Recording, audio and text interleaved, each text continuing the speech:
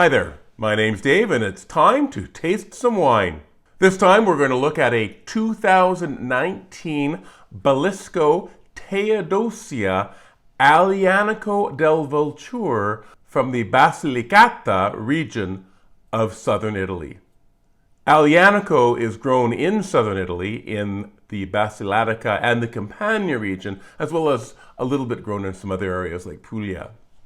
The wine we're looking at is del Vulture, which means it's near Mount Vulture, and that means, of course, that there are going to be very volcanic soils because of the volcanic activity of the mountain in previous times.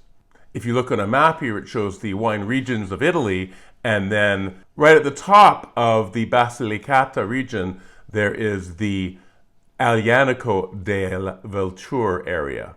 Aglianico del Vulture was made a DOC in 1971, and now there is a superior designation since 2011 for some of the better wines of that area. Aglianico is considered one of the great red wines of Italy, along with Nebbiolo and Sangiovese.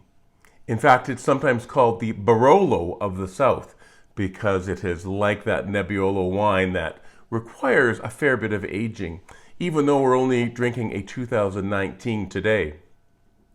The Aglianico grape was introduced by the Greeks in the 6th or 7th century BC and was produced under the Romans.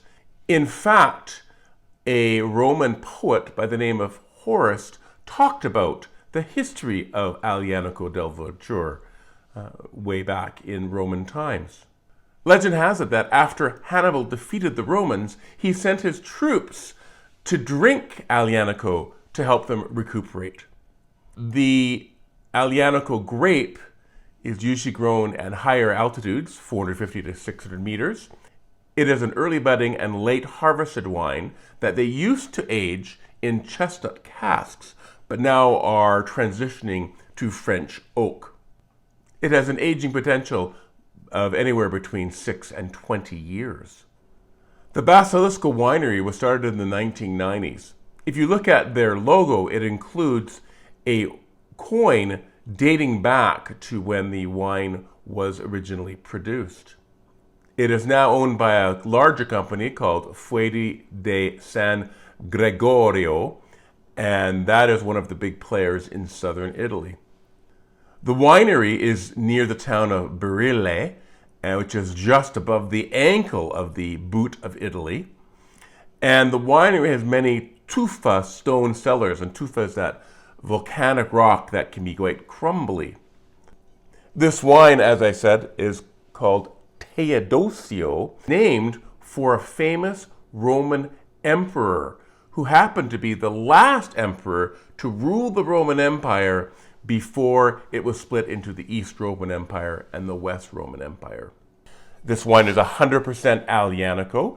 It was grown in a 6-hectare vineyard at around 500 meters, and the soil is rather volcanic, which is not a surprise considering it is near Mount Vulture. The wine was fermented in steel and then aged for 10 to 12 months in second and third hand French oak barriques, and then aged a further year in the bottle. There was a total of 2,500 cases produced of this wine. So I'm quite looking forward to tasting this Teodosia Aglianico del Vulture.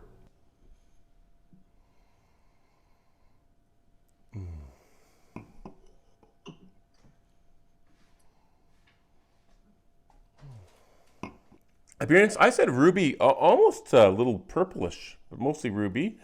Clear and medium, because I poured a rather large glass. And then in the nose, a clean, I said medium plus intensity.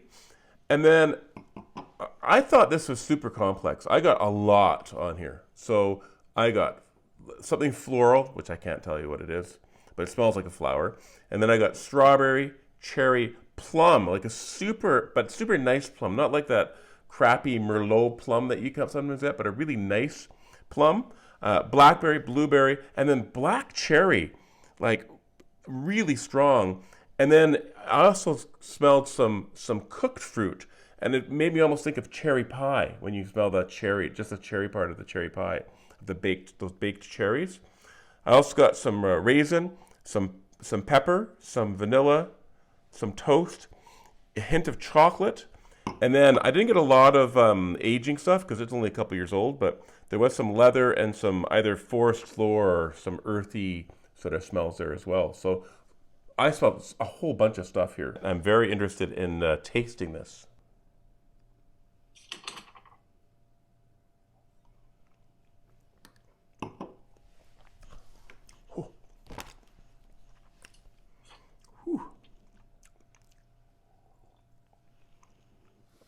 See, for me, I found it surprising because I had all these wonderful aromas, very complex aromas in the nose. The palate, they just weren't there. So I said dry. I said medium plus acidity. Like I thought it was super acidic. Okay, medium tannins, high alcohol, medium plus body. There's lots of body there. Medium plus intensity. I said about a medium length. For me, and I think this might be because I have a 2019 and you have a 2016. I found it was quite acidic. Like it was very, very acidic. And I had a hard time. Well, maybe because maybe it is super complex. I said plum. I got some cherry and some leather and some earthiness, but I really couldn't. I certainly couldn't get all the flavors that I had before, and almost like there's a bit too acidic for me. But it might be because mine's too young. I guess that's the thing. That's if it's like Nebbiolo. I mean, 2019 Nebbiolo would rip your face off because it's not ready. And I think that's exactly what's happened with this one. Is that it is just mine is too young. I mean, because it was so acidic, I didn't find it balanced. The length was pretty good. The intensity was there, and there was some complexity. But I only rated it as good because it's so young. I think that what I might do actually with this, because it's still a pretty good price, maybe I'll buy a bottle or two and then throw it in the cellar for 4 or 5 years and see what happens, or see if I can source it in a place that's a 2016 like you. I have to look at a different liquor store, because there's so much potential with the nose, and then on the palate it's like so acidic, right? Which is good if you want to age stuff. A lot of acidity is wonderful to have, right? But does the acidity diminish over time? Yeah.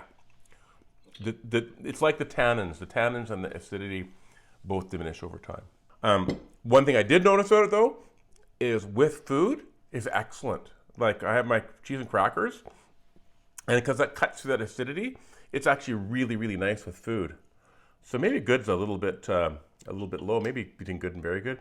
Like I said, I'd like to revisit this bottle in 5 years, but it's not. If you are looking into booking a wine tour of the Okanagan next year, and you are interested in a customizable, flexible, and completely private wine tour in the comfort of your own vehicle, please check out the link below in the comments.